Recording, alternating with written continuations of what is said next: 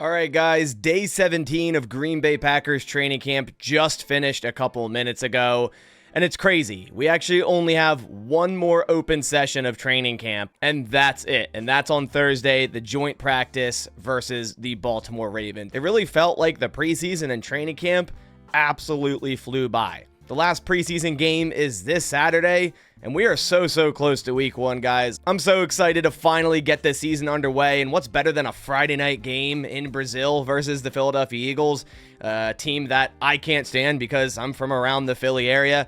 Super excited, but nonetheless, we have highlights to react to from today's practice and also go over all of the main takeaways from day 17 of training camp. Now, obviously, Thursday is going to be the one that we spotlight a little bit more as it is a joint practice with the Ravens. And we know the last joint practice we had against the Broncos didn't go well. And then the poor preseason game on Sunday followed that. So hopefully we get a better week of practice today, including that joint practice and the final preseason game on Saturday to really evaluate who's going to be on this final 53-man roster. If you happen to be a new viewer, I'd really appreciate it if you went down and clicked that subscribe button. We are very close to 57,000 subscribers. Seriously appreciate you guys so much and all the endless support. You won't regret it if you go down and click subscribe to stay in the loop with everything Green Bay Packers this season. Also, wanted to remind you guys that you have just over 10 days to enter in this signed Lynn Dickey Packers jersey here that I'm giving away. Thank you to this video sponsor, Sleeper. And the way you enter in this giveaway is very simple. Sign up on Sleeper, make a first-time deposit with code BASS, B-A-S. Not only will that enter you in this giveaway, it'll also match your first-time deposit up to $100.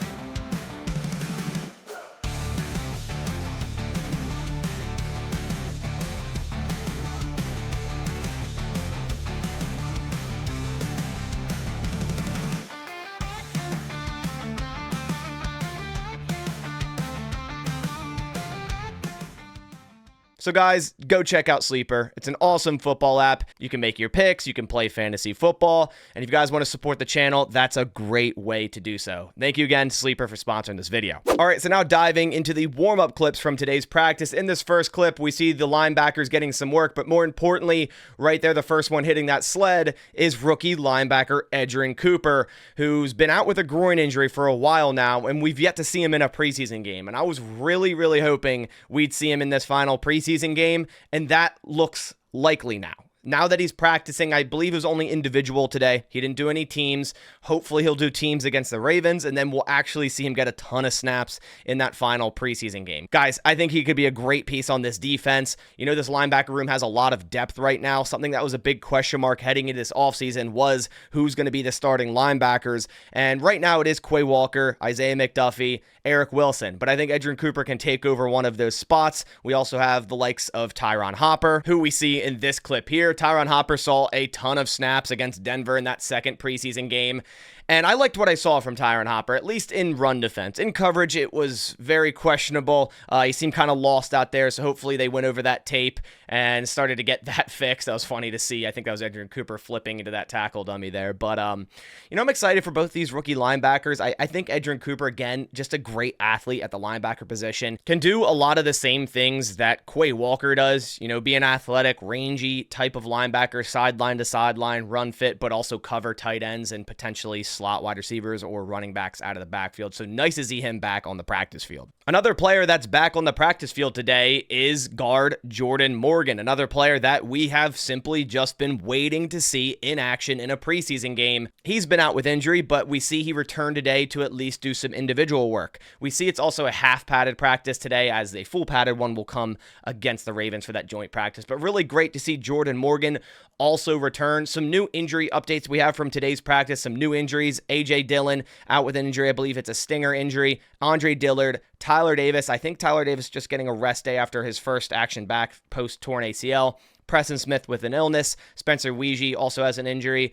Still injured is Keyshawn Banks and Marshawn Lloyd. So although we got back 2 rookies in Edrin Cooper and Jordan Morgan today, Marshawn Lloyd's still out with that hamstring injury. And then also we have a new signing, or more so a re-signing. Henry Pearson is back in the building. I was wondering if this was going to happen and when, and he's finally back. The Packers have released running back Jarvian Howard as the corresponding move, so likely wanted to bring a fullback or H-back type of role player back into the building, and I'm all for it. I want the fullback to return in full for the NFL. I mean, it's just a shame that the fullback has kind of disappeared from the NFL. Such a huge John Kuhn fan, and Henry Pearson I thought looked good so far this camp, so it was a little bit of a shock when we saw him first get released. I think it was like a week and a half ago, so nice to see him back. Maybe he could make a run to potentially make this roster. Also, some other news. Former offensive line coach James Campen is back with the Packers. He's going to work under general manager Brian Gutekunst in a scouting role as a consultant. I mean, this guy was so great at developing linemen, so I'm more than happy that he's going to be scouting them now, or scouting for lineman talent to bring into the building for the draft. I think this is a great move by the Green Bay Packers. I don't know if anyone would be upset by this hire. As for some key takeaways and notes from today's practice, Matt LaFleur before the practice stated that it's still to be determined if any starters will be playing versus Baltimore in this final preseason game. I'm sure a lot will come down to how the practice goes on Thursday. If he feels fine with all the starters, how they performed in the practice, and ready for week 1, then we're not going to see any of the starters. But if he feels the need to put some out there that they still need those reps to get ready for week 1, then we'll see them. I'd like to see the starters in both the joint practice and at least a drive in that Baltimore game, the final preseason game. Let me know what your thoughts are down in the comments. I'm all for getting them the snaps that they need, get them ready for week 1. It's a massive game, primetime game in Brazil. They got to be ready. Another big note was that Jacob Monk started to rotate in at starting right guard with Sean Rhyan today. Now, this is without Jordan Morgan practicing in team sessions, which Matt LaFleur mentioned that he could do later this week, so on Thursday. But Jacob Monk was rotating in at guard and center last preseason game, and I thought he had a pretty solid game. So to see him start getting some starting reps at right guard is very interesting. I always thought this guy has starting potential, just wasn't sure how soon that would happen. And I think still down the line, Jacob Monk is your 2025 starting center. Josh Myers is at the end of his rookie contract, so who knows if the Packers bring him back. But Jacob Monk is definitely very intriguing. You know, he has some versatility there, can play either guard spot and also center. It was a very nice day of practice for Jordan Love. Again, only half pad, so kind of a lighter practice, ramp up period for this joint practice against the Ravens. But it was a nice day for Jordan Love, which included a really nice 2-minute drill to end out practice, completing his first 5 passes for 37 yards to move the Packers into field goal range for a game-tying field goal. It included 5 different targets, 5 yards to Musgrave on an out route, a check down to Josh Jacobs, a 3-yard stop route to Romeo Doubs, a 7-yard stop route to Christian Watson, and a 12-yard check down to Tucker Kraft. I'd say the biggest takeaway from practice is that the kickers continue to struggle. All 3 missed at least 1 kick today. Greg Joseph was the worst. He went 2 for 5.